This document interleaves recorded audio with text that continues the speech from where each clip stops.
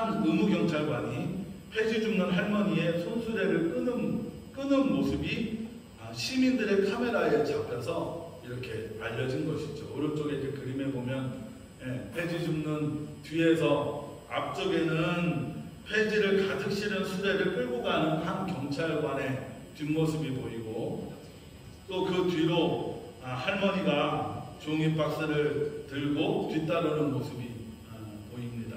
두 분이 가는 내내 서로 실랑이를 했대요. 어떤 실랑이였겠어요?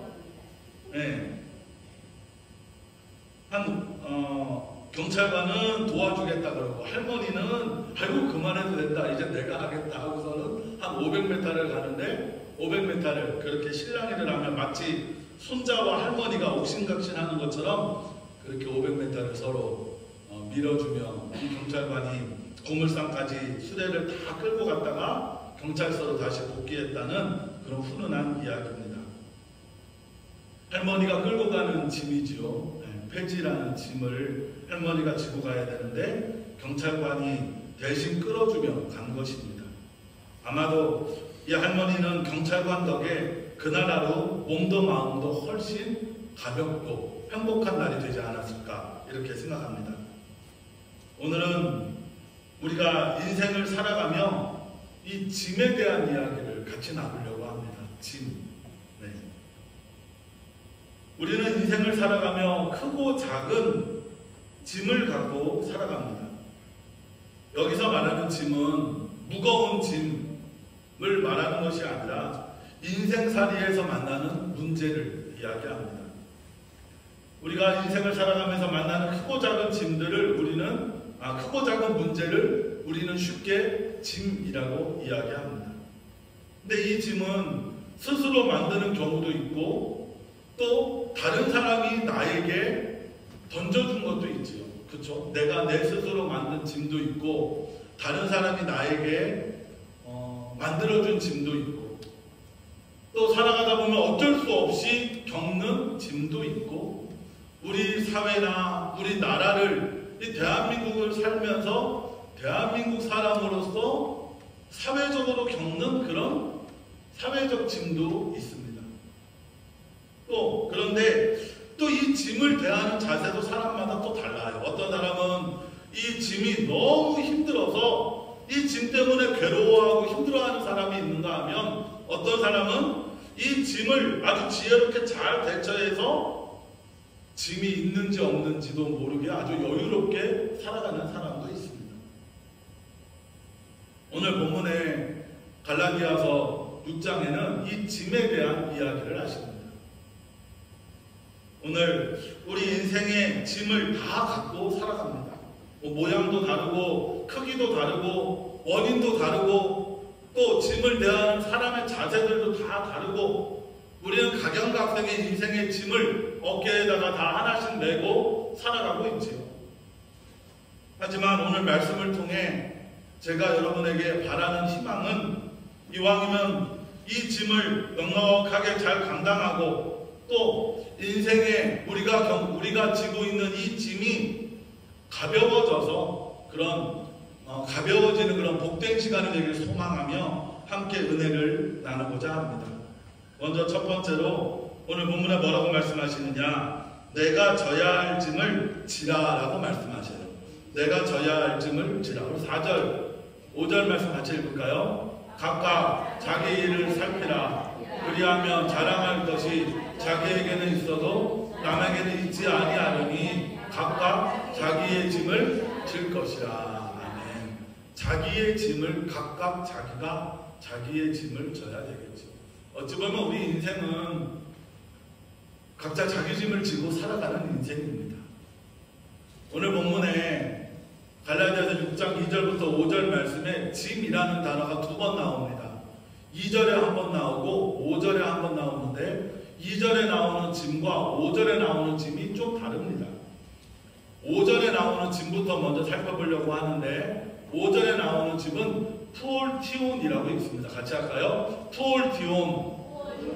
이 푸올티온이라는 단어는 군인이 행진할 때 이렇게 어깨에 매는 짐 있잖아요. 그렇죠? 군인이 행진할 때 어깨에 지는 짐을 이야기합니다. 이 짐은 어떤 짐이냐? 나에게 맡겨진 짐. 나 자신에게 맡겨진 그런 일을, 그런 짐을 이 짐이라고 말해. 내가 져야 할 짐. 나에게 있는 짐. 그런데 조금 더 세련되게 이야기하면 이 짐은 무엇이냐? 내가 해야 할 일을 말합니다. 내가 해야 할 일. 내가 해야 할 사명. 내가 해야 할 직분. 아주 쉽게 얘기하면 이런 거죠. 학생은 학교를 다니고 공부를 해야 하는 거고, 뭐 직장인은 직장에 다니며 생활을 해야 하는 거고, 아내는 아내로서 해야 할 일, 남편은 남편으로서 해야 할 일, 부모는 부모로서 해야 할 일, 자녀는 자녀로서 해야 할 일. 그러니까 자기에게 맡겨진 그런 짐들, 쉽게 말하면 내가 부모로서 짐을 지는 것, 내가 교회도 마찬가지죠. 내가 장로로서, 권사로서, 집사로서 우리 짐을 지고 있어요. 그렇죠, 여러분? 우리 성도님들 다 지고 계시죠. 네, 저도 목사로서 목사의 짐을 지고 있는 것이죠. 그러니까 나에게 맡겨진 내 짐은 내가 스스로 잘 져야 한다는 것입니다. 이 짐은 다른 말로 하면 책임이라고 이야기할 수 있습니다. 같이 할까요? 책임. 그렇죠. 내가 부모로서, 내가 아내로서, 내가 남편으로서, 내가 교회 장로로서, 내가 권사로서, 내가 집사로서 교회에 내가 맡겨진 책임을 이야기합니다. 요즘 참 시국이 혼란스러운데, 참 어지럽고 혼란스럽습니다. 그런데 참 안타까운 건 책임지는 사람이 하나도 없다는 거예요. 계엄을 선포한 대통령이나 여당은 야당이나 간첩이 잘못됐다고 이야기하고, 야당도 대통령과 여당에게만 책임을 돌립니다. 국민들은 혼란스럽고 국민들은 어지러운데 이 책임을 지는 사람이 하나도 없다는 것이죠. 어찌 보면 이 시국에 우리가 가져야 될 그런 배움 하나는 누구든 자기 책임은 잘 져야 한다는 것입니다. 오늘 본문에 뭐라고 말하느냐? 나에게 맡겨진 책임, 나에게 맡겨진 짐, 나에게 맡겨진 사명은 잘 감당하라는 것이죠. 내 짐은 누가 지라고요? 내가 질 짐은 내가 져야 한다는 것이에요. 그런데 우리 예수 믿는 사람들은 한 명 한 명에게 우리 예수님이 다 짐을 지어주십니다. 여러분들도, 저도 여러분들도 다 짐이 있지요. 내가 져야 할 짐은 내가 져야 한다는 것입니다. 그럼 여러분, 내 짐을 어떻게 지고 가는 게 잘 지고 가는 걸까요? 네. 어떤 사람은 그 짐이 무거울 수도 있고, 어떤 사람은 그 짐이 가벼울 수도 있고, 내 짐을 내가 지고 가야 하는데, 우리 같이 해볼까요? 내가 져야 할 짐은 내가 져야 합니다.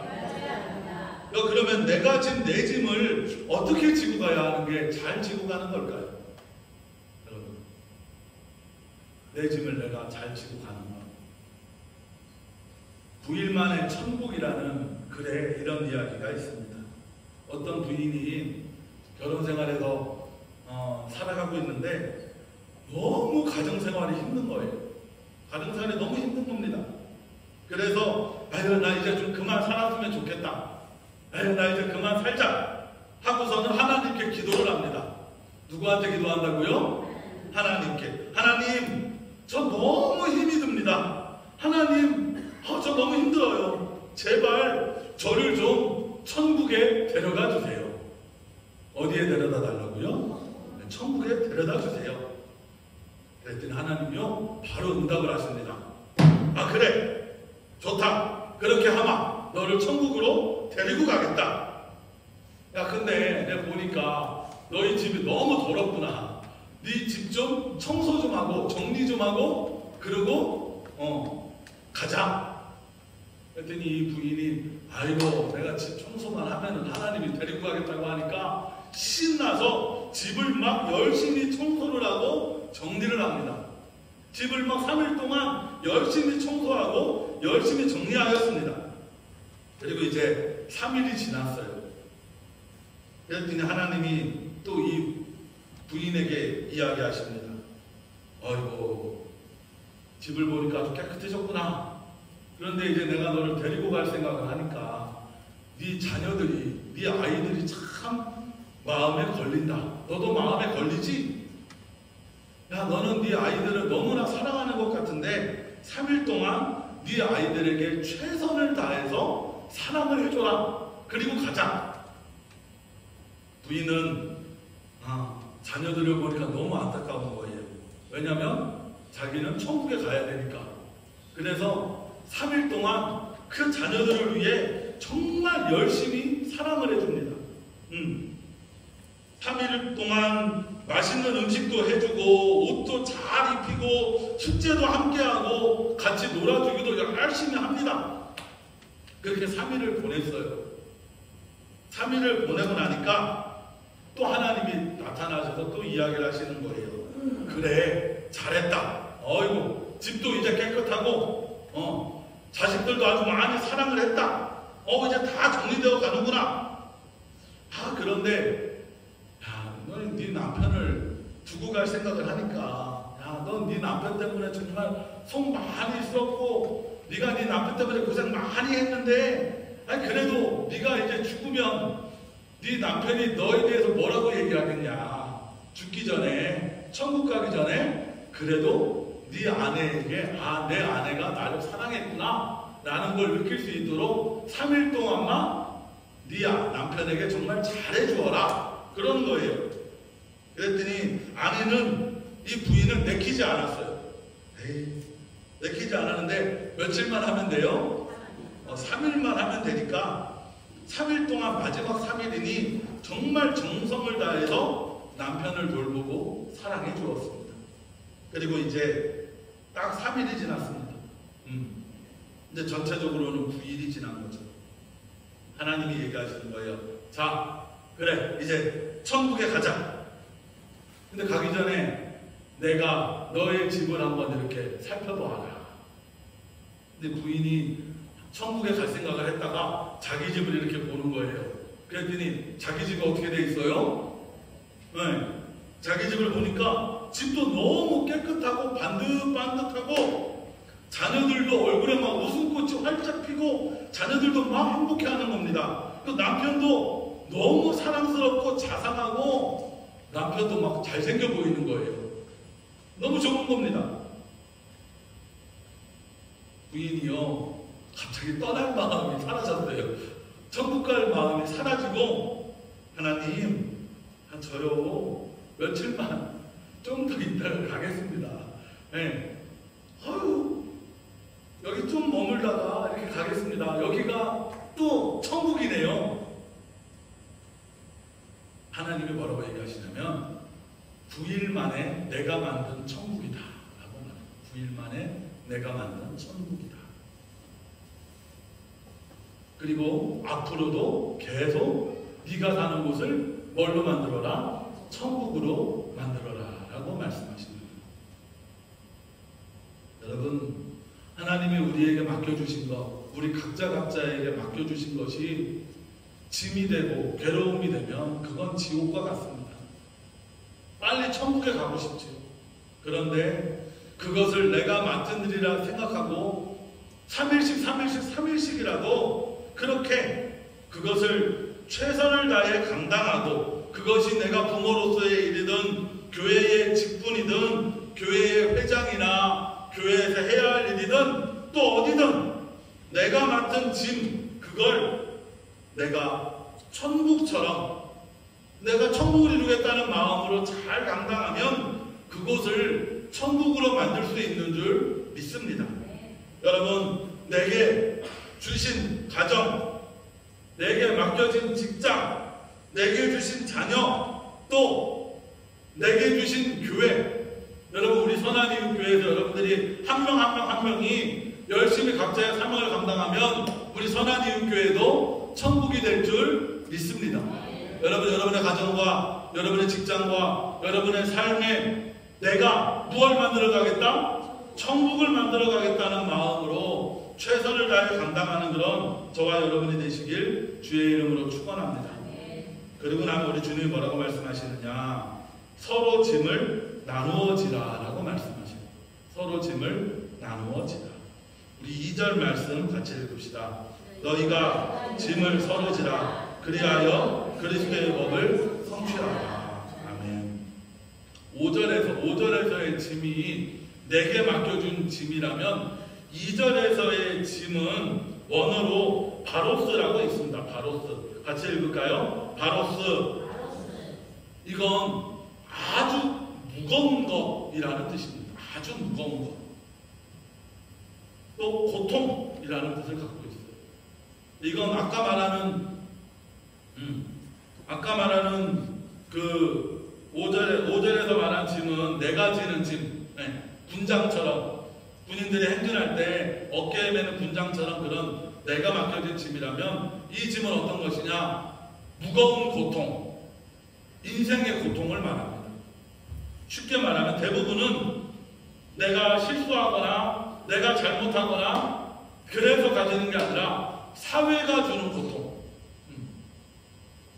올해 제가 미얀마에서 선교하는 이종수 선교사님, 전에 우리 교회도 왔는데 이종수 선교사님을 한번 만날 계획을 갖고 있는데, 이종수 선교사님이 그 미얀마 사람들은 미얀마 사람으로서 가지는 전쟁이 막 곳곳에서 일어나고 싸움이 일어나고 내전이 일어나고 사람들은 다 가난하게 살고, 내가 아무리 가난하게 살고 싶지 않아도 가난하게 살 수밖에 없는 거죠. 아프리카에 뭘 먹지 못해서 삐쩍 말랐는데 배는 이렇게 볼록 나오는 그 아이가 잘못해서 그렇게 가난과 고통 속에 사는 게 아니잖아요. 사회나 삶 가운데 구조적인 문제로 겪는 그런 인생의 고통들을 이 짐이라고, 이전에 나오는 짐, 그런 짐은 뭐 해야 한다고요? 서로 나누어 져야 한다는 것입니다. 예수님 시대로 돌아가면 예수님 시대 예수 믿는다는 이유만으로 수많은 사람이 박해받고 고통을 당했습니다. 종교적 박해와 핍박을 받는 이 성도들에게 예수 믿는 것으로 인해 박해도 뭐예요? 그 삶의 짐인 것이죠. 예수 믿는 것 때문에 당하는 고통과 괴로움을 당하는 이 초대교회 교인들에게 바울은 뭐라고 이야기하느냐? 우리 주님은 뭐라고 이야기하느냐? 서로 그 고통, 그 무거운 짐을 서로 뭐하자? 서로 나누어 지라는 것이죠.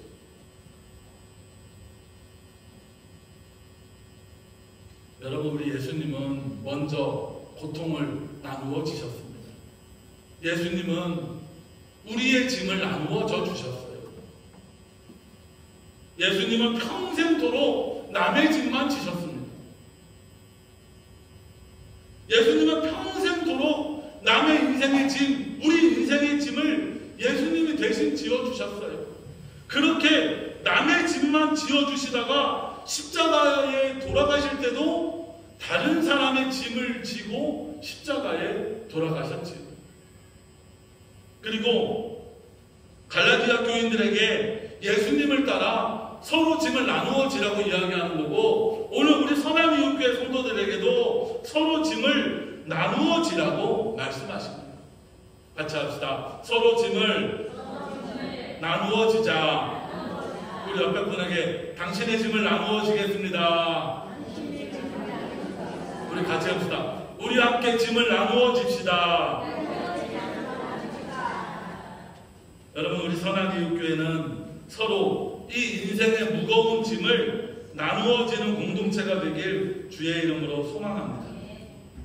우리가 예수로 하나 되는 교회다 하는 것은 서로 짐을 나누어지는 자들이 되어야 한다는 것이죠.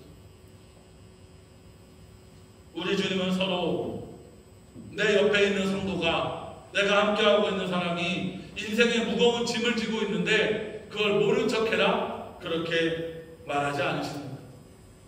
함께 나누어지라는 것이죠. 여러분, 그럼 우리가 우리 인생의 짐을 나누어지려면, 우리 인생의 짐을 서로 나누어지려면 어떤 자세가 필요할까? 여러분, 우리가 서로 나누어 짐을 지려면요, 나에게 짐이 있으면 누구에게도 짐이 있어요? 다른 사람에게도 짐이 있다라는 것이죠. 내 짐이 무거우면 누구 짐도 무거워요? 다른 사람의 짐도 무겁다라는 것입니다. 내가 내 인생에 감당하기 어려운 너무나 무거운 고통의 짐이 있다면 나뿐 아니라 다른 이들에게도 이런 짐이 있다라는 것이죠. 시대의 아픔이나 상처, 제도가 주는 어려움, 내 힘으로 도저히 고치지 못하는 그런 아픔이나 어려움이 있다면 나만 짐을 지는 게 아니라 아이고 아무개 집사는 아무 걱정이 없어 보여 하는 사람이 세상에 없다라는 것이죠. 누구나 다 인생의 무거운 짐을 지고 있다는 것이죠. 그럼 그 말은 또 다시 말하면 내 인생의 짐을 같이 지어줄 사람이 나에게, 나도 누가 내 인생의 짐을 좀 같이 져줬으면 좋겠다 하는 마음이 있다면 상대방도 똑같은 마음이라는 거예요. 상대방도 그 인생의 짐이 너무 무겁고 힘들다라는 것이죠. 그러니까 뭐 하자는 거예요? 서로 함께 그 짐을 나누어 지자는 것이죠. 또한 함께 나누어진다는 건 무슨 얘기냐? 내가 부족하고 내가 연약하고 내 힘으로는 질 수 없음을 인정했다면 그걸 인정하는 게 필요하다는 것이죠. 그래야 함께 질 수 있는 것 아닙니까? 아이고 너 아무개 집사 돈 필요 없어, 그냥 내가 알아서 할게 하는 짐이라면 서로 짐을 나누어질 필요가 없잖아요. 우리가 서로 짐을 나누어지려면 서로에게 내가 도움이 필요하다는 것, 또 내가 도움이 필요하다는 건 내가 불쌍해지거나 내가 누구에게 동정을 요구하는 게 아니죠. 누구에게나 다 인생의 짐이 있기 때문에 그 짐을 함께 지고 가자는 것입니다. 우리 그리스도인들에게는 아주 중요한 서로 짐을 나누어지는 무기가 있습니다. 그건 무엇이냐? 중복기도죠. 중복기도. 같이 할까요? 중복기도. 지난주 오후 집회 때 짝기도 하자고 했는데 서로 짝을 져서 기도하자고 했어요.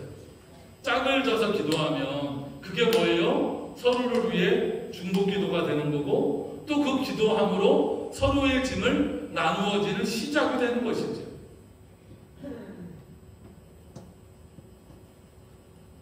짝을 위해 기도하는 건 전도를 위해 짝기도를 하는 거지만 또한 그 내 짝의 삶과 믿음을 위해 나누어지는 것입니다. 여러분, 교회는요 서로 짐을 나누어지는 곳이 되어야 합니다. 그리고 이 서로 짐을 나누어지려면 무엇이 필요하냐? 나에게 무엇이 필요하냐? 같이 합시다. 나에게 겸손이 필요합니다. 한번 더 합시다. 나에게 낮아짐이 필요합니다. 왜냐하면 서로에게 도움을 구하려면요, 여러분, 그 자존심을 내려놔야 돼요. 그렇지 않습니까? 장로님, 나 요즘에 이런 기도 제목이 있어요. 기도 제목 같이 기도해 주세요라고 이야기하려면 내 것을 한 번은 내려놔야 되겠죠. 어찌 보면 교회 안에서 서로 함께 서로의 짐을 나누어지는 건 예수님의 낮아지심, 또 예수님이 나를 위해 십자가의 길을 걸으신 것, 그걸 따르는 하나의 모습이기도 합니다. 또한 여러분, 도움을 요청하기 전에 여러분 힘들어하고 괴로워하는 성도가 있다면 찾아가서 여러분 돌보아 주시기 바랍니다. 아파하는 성도가 있다면 기도해주고 살펴주시기 바랍니다. 때로 성도들 중에 잘못이나 허물이 있다면 여러분 사랑으로 덮어주고 감싸주시기 바랍니다. 서로 짐을 나누어지는 건 서로의 허물, 서로의 잘못도 덮어줄 수 있는 그런 아량도 필요합니다. 그렇게 서로의 짐을 나누어지는 우리 선한이웃교회 성도들이 되시길 주의 이름으로 축원합니다. 마지막 그렇게 서로의 짐을 나누어지고 각자의 짐을 지고 가라는 주님께서 우리에게 뭐라고 말씀하시느냐? 십자가의 짐은 꼭 지고 가라고 말씀하십니다. 같이 합시다. 십자가의 짐을 지고 가라. 제가 이 말에 또 소제목을 달면서 십자가의 짐이라고 넣을까 말까를 한참 고민했습니다. 그래도 오늘 말씀의 주제가 짐이라는 주제니까 십자가의 짐이라고 했는데, 십자가의 짐, 십자가를 짐으로 생각하지 마시고 나에게 맡겨진 나의 십자가는 꼭 지고 가자라는 것이죠. 십자가가 짐이 되지 마시기 바랍니다. 다른 말로 하면 십자가를 지고 가자라는 것이죠. 지난 수요일부터 사순절이 시작되었습니다. 예수님께서 우리를 위해 십자가 고난의 길을 가신 것을 기억하며 사순절을 보내고 있습니다. 사순절 첫 주일에 우리는 내가 진 사명의 짐, 내가 해야 할 내 짐은 내가 지고 가고 우리 서로 인생의 짐은 나누어지자고 했습니다. 그렇게 서로의 짐을 나누어지고 내게 맡겨진 짐을 지라고 한 후에 뭐라고 말씀하시느냐? 갈라디아서 6장 14절로 밑으로 내려가면 바울은 십자가를 이야기합니다. 그러나 내게는 우리 주 예수 그리스도의 십자가 외에 결코 자랑할 것이 없으니라고 내 짐도 지고 함께 짐을 지고 가며 남아있는 게 뭐만 남았느냐? 십자가만 남았다라는 것이죠. 여러분, 우리가 함께 지고 가야 할 것, 또 우리가 내게 맡겨진 짐이 무엇이냐? 바로 십자가라는 것입니다. 십자가는 나를 위해 피 흘리신 예수님을 말하는 것인 동시에 나도 예수님을 따라가겠다는 다짐과 결단의 표현입니다. 예수님이 나를 위해 십자가를 지셨듯이 나도 예수님을 따라 십자가를 지는 것입니다. 예수님이 나를 사랑하여 주셨듯이 나도 교회와 성도와 이웃을 사랑하며 살아가는 것입니다. 예수님이 나의 아픔과 나의 슬픔을 지어주셨듯이 나도 다른 이의 아픔과 다른 이의 눈물을 지고 가겠다는 것입니다. 예수님이 나의 허물과 죄를 담당하여 주셨듯이 나도 친구와 성도와 이웃들의 허물, 이웃들의 죄를 지고 가겠다라는 것입니다.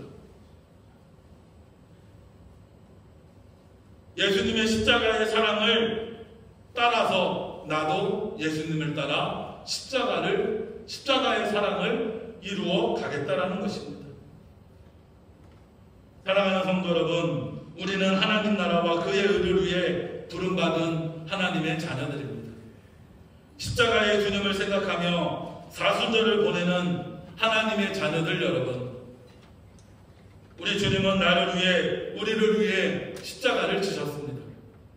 오늘 우리도 예수님을 따라 나에게 맡겨진 짐을 진 뿐만 아니라 우리 성도들이 서로 짐을 나누어지며 또 함께 하나님 나라 천국을 이루어 나가는 저와 여러분이 되시길 주의 이름으로 축원합니다. 기도하겠습니다. 좋으신 하나님,